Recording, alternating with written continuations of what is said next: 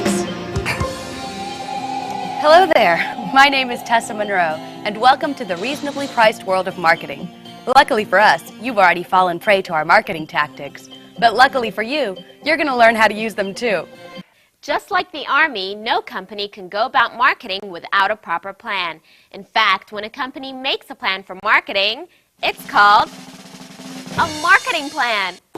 A marketing plan balances incoming data about the market with the company's goals and resources.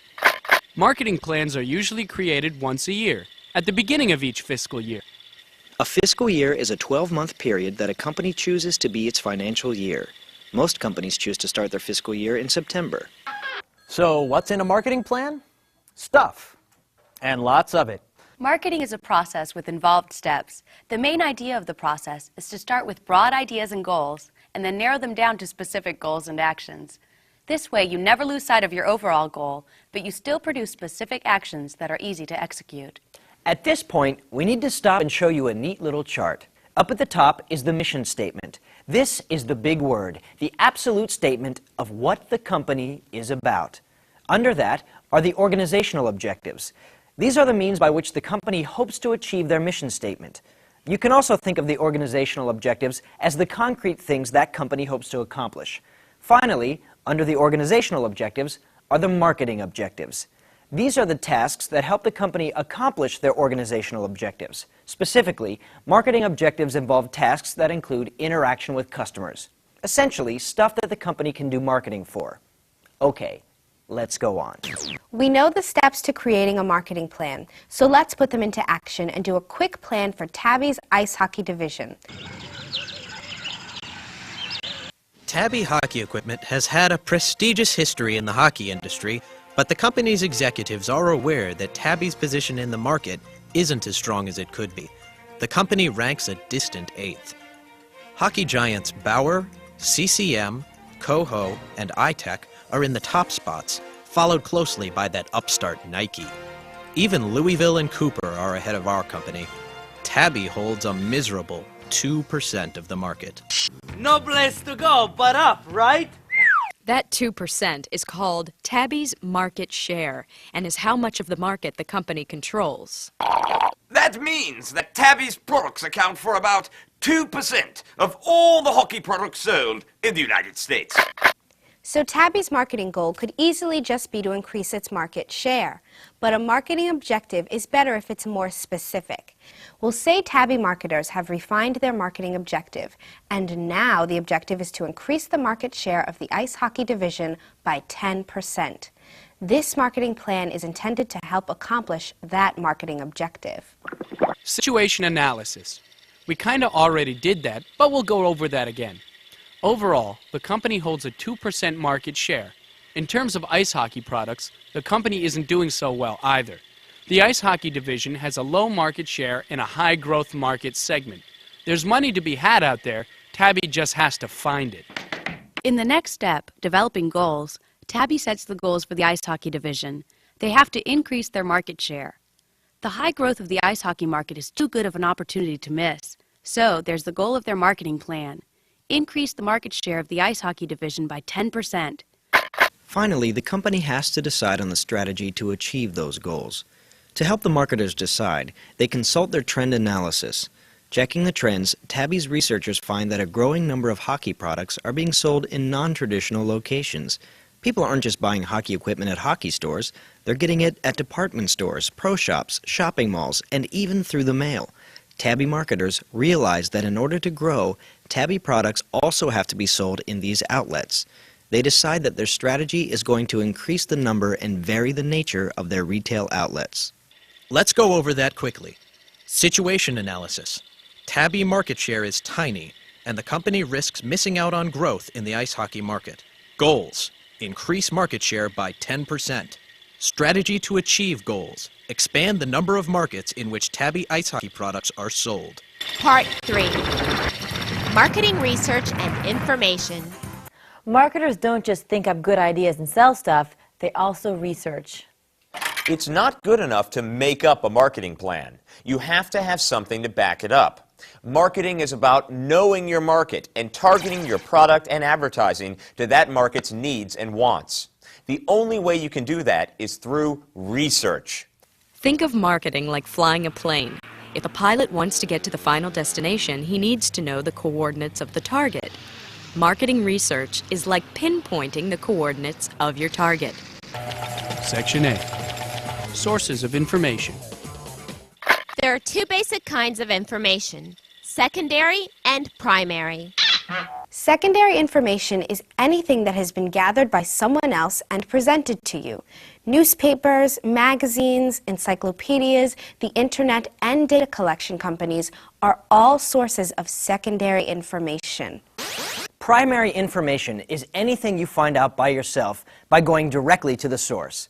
ABC News and the Washington Post get primary information whenever they do an ABC News Washington Post survey. Obtaining primary information means that you go to the market and see what happens there. There are some pretty well recognized sources of secondary and primary information, and we'll go over them now. Section B. Sources of secondary data. Two sources of secondary data are used most frequently: government data and syndicated data. Let's look at government data first. The Freedom of Information Act allows all U.S. citizens access to all government information that isn't confidential or vital to national security. Getting data from the government under the Freedom of Information Act is done with a FOIA request. When you do a FOIA request, you fill out a form asking the government to get you a bunch of documents on a specific subject. The government people make copies for you. Unfortunately, you have to pay for the photocopying, and it might take up to 8 weeks to get the documents. Still, it's usually less time than if you conducted your own study. What kind of info can you get? Well, Congress always needs information so they can make accurate and fair laws. To do that, they created the Congressional Budget Office, which does more than just budgeting. The Congressional Budget Office, or CBO, studies pizza eating and housing trends and all kinds of stuff. CBO information is the kind of thing you can get using the Freedom of Information Act. But it's not just Congress that has useful information. The whole government does the same kind of thing. An easier and faster way to get government information is the U.S. Statistical Abstract. The abstract is a big book of government statistics that sits in the corner of just about every public library. You can also access it through the World Wide Web. In the statistical abstract are a bunch of numbers that detail purchasing trends, household incomes, and that kind of thing. The abstract is a good place to start your marketing research.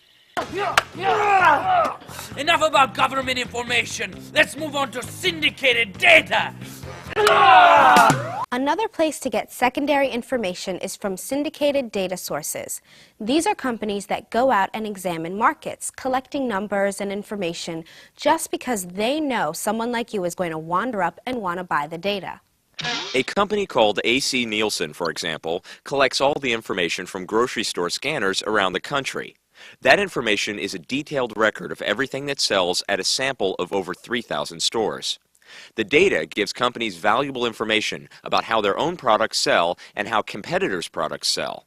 When companies buy the data, they don't just get their own sales figures, they get everyone else's too. Section C. Sources of primary information. There are 4 main sources of primary information: focus groups, personal interviews, surveys, and experiments. Focus groups are 6 to 12 people who are brought together to talk about what they would ideally like from a product and all kinds of other things. This helps the marketer understand the attitude toward the product and the attitude of the market in general. Personal interviews have the same goals as focus groups. In a personal interview, a company hopes to learn about the market by speaking directly to someone who's in it.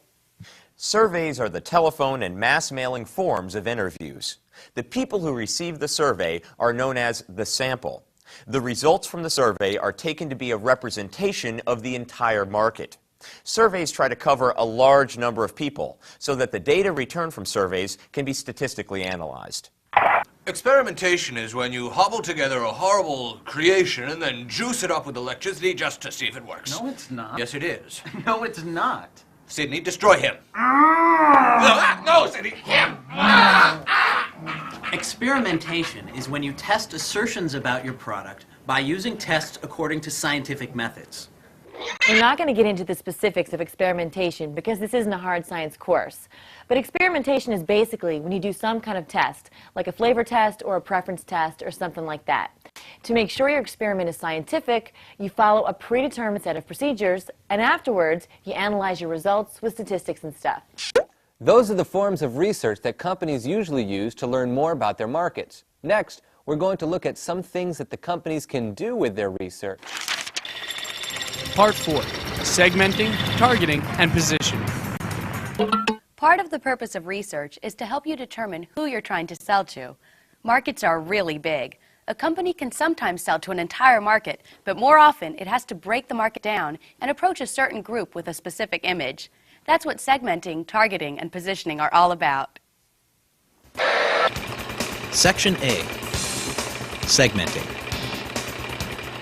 Segmenting is the process of using your research to divide the market into discernible chunks, or sections, which are easier to deal with than the market as a whole. The best way to segment is to make chunks that are homogeneous, meaning they have all the same characteristics. The first thing a company must do is define the characteristics of its targeted market. Anything that describes the members of a market is a good example characteristic. Some of the more common characteristics that companies track are demographics, lifestyle, usage level, geographic area, or benefits sought. Let's see what those are. Demographics are basic statistics that describe the innate characteristics of a consumer. You know, age, race, gender, income level, that kind of thing. Demographics can be a good indicator of how and why people use a product. Lifestyle is similar to demographics and is also sometimes known as psychographics. Sounds scary, doesn't it? Lifestyle describes how the person behaves. How, you might ask? Well, lifestyle is sometimes related to demographics, but not dependent upon them. A demographic like age, for example, may say a lot about a consumer's lifestyle, but consumers with the same demographics can have different lifestyles. One person who's 45 and makes $100,000 a year might have a Volvo, and another person who's 45 and makes $100,000 a year might buy a Land Cruiser or a Jeep Cherokee. They have different lifestyles, which indicate different buying habits which may or may not include your product. Usage level indicates how often the consumer uses the product, once a day, once a week, or never. It also indicates how much a consumer uses your product, you know, like a sip, a slug, or a whole bottle. Each consumer has different needs. The trick here is a little thing called the 80-20 principle. This principle states that a small percentage of your consumers, usually around 20%, account for 80% of your income. If 20% are responsible for all 80% of your sales, those 20% must be using a lot of your product. That's how important usage level is. Geographic is kind of self-explanatory. People in Minnesota tend to buy snow shovels. People in Florida don't. Benefits sought is a really important category. This is why consumers buy your product. Are they buying it to eat between meals or to throw with great force at stray animals? The first group is more concerned with taste. The second group is more concerned with hardness. So once you have a good idea of the general characteristics of the market, you need to break the market up into segments based on the similarity of its consumers. What does that mean? Well, you group together the people who are alike and who buy the product for the same reason. Let's look at an example with Tabby hockey equipment. For Tabby hockey equipment, a large section of their demographic is professional hockey players who buy the equipment for their games. But another large contingent are parents who buy the equipment for their children. It's useful to separate these two segments because they have different needs. Once you've identified the segments, you pick one. This segment is your target segment. Section B, targeting. Once you got the segments, you have to pick one or several to target. Which segments to pick depends heavily upon the needs of the particular company. The company picks the segment or segments that would be the most profitable and that the company has the resources to serve. Wheelie cheese. For wheelie cheese, supplying cheese to restaurants would be a huge and profitable market. But wheelie cheese doesn't produce enough cheese to ever fill that market, and they also don't have the transportation system to take their product to all those restaurants. So, While the restaurant market is profitable, it would be a poor segment for Wheelie Cheese to choose because they wouldn't be able to serve it appropriately and would lose money. A better market for Wheelie Cheese would be those specialty stores in airports. The executives of Wheelie Cheese know a distributor who only services airports, and we all know that people in airports need cheese. Once a company narrows down which and how many segments to target, it has to decide on a specific strategy to market to that segment or segments. There are 3 basic targeting strategies a company can adopt: undifferentiated, concentrated, or differentiated. Please, no more cheese. Okay, we'll use something different for these examples. An undifferentiated strategy means that the company directs the same message at the entire market. All the market segments get the same treatment. The undifferentiated strategy is usually cheap because you only have one product and one marketing plan, but profits may fall because you do not cater to the unique features of individual market segments. Also, undifferentiated marketing usually attracts competition, and profits drop quickly. That's because with an undifferentiated strategy, you're covering all the market segments, including the ones other companies consider their own. Other companies don't take too well to people elbowing in their business. A concentrated strategy means the company chooses a specific market segment and bombards just that segment with a specific message. Concentrated marketing is the cheapest of all because you have one product and one message going to a small number of people. The problem with concentrated marketing is that you're putting all of your eggs in one basket. And even if things do go well, you might attract much bigger companies who will either muscle you out or buy you up. The final strategy is a differentiated strategy. In the differentiated strategy, the company goes after several different segments, but with messages specially tailored for each segment. Differentiated marketing has the most coverage and the highest potential for profit. Procter & Gamble, for example, has scores of products all targeted at different market segments, and they make truckloads of money. However, differentiated marketing can get very expensive and cut down on profits. Usually, the only companies that can do differentiated marketing are the ones that have lots of money and lots of resources. Remember, there are 3 basic targeting strategies: undifferentiated, concentrated, and differentiated. Section C, positioning. The position of the product in the marketplace is the consumer's perception of the product. Product, Wheelie Cheese. Smelly. Position, Smelly Cheese. Product, Robo-Couriers. Scary. Robots might kill me. Position, Scary Robot People. Product, Sam Paste, the paste-flavored sandwich spread. That'll make me sticky from eating sandwiches. Position, Adhesive Sandwich Stuff. So that's position. But what's positioning? Positioning is the process of how you want your product to be perceived. Whatever you focus on alters the public's perception of that product. Perception of the product is important because it has a lot to do with how and why people buy your product. A company alters position by highlighting specific attributes of the product. Wheelie Cheese. It's shaped like a wheel. There are several positioning strategies: benefit, user, occasion of use, product class, price and quality, and competitor. Each strategy is a way of differentiating your product by comparing it to others. You can either do this explicitly by mentioning the name of the other product, or implicitly by only implying that you're better. By focusing on these strategies, the company can better decide which is the best strategy to alter the product's position. Let's run through the strategies now. We'll use a really neat product, a pet rock. First strategy, benefit. Is there something extraordinary about the product? It doesn't weigh much, which is extraordinary for a rock.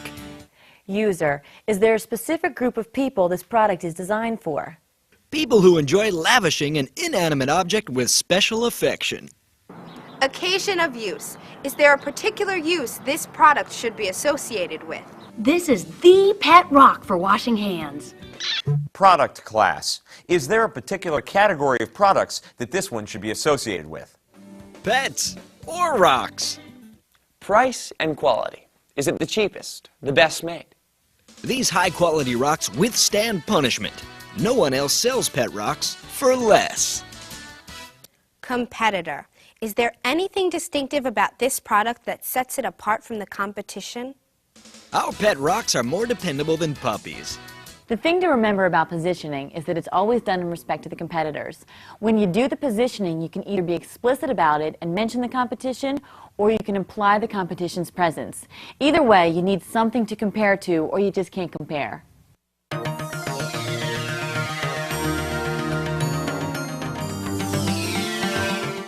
Wheelie cheese is cheaper than bricky cheese. Wheelie cheese is the cheapest. Let's go over those positioning strategies. They are benefit, user, occasion of use, product class, price or quality, and competitor. Each strategy is either explicit or implicit, based on whether the positioning mentions competitors or not. Time for a review of a little of what we learned in Part 4, segmenting, targeting, and positioning. Segmenting is the process of dividing a market into segments which are made of consumers who are alike. Targeting is the process of selecting a target segment. Positioning is the process of refining your product's image in the eyes of the consumer. Part 5. Overview of the 4 Ps. Product, price, place, and promotion. The 4 Ps are product, price, place, and promotion. The 4 Ps are essentially the roadmap to a marketing plan. Here's how the 4 Ps work in a really general sense. The company starts out with a product. Once it has a product to sell, the company determines a good price for the product. Then, the company does research to determine the best way to get it to the right place to be sold. This is also sometimes called distribution. Finally, the company promotes that the product is available to the public. Basically, the 4 Ps are the nuts and bolts, the practical part of the marketing plan. The plan we did before is the macro level, the general idea kind of thing. What we'll do now is show you how it works. Bring it on! Think you got a handle on that? Product, price, place or distribution, and finally promotion.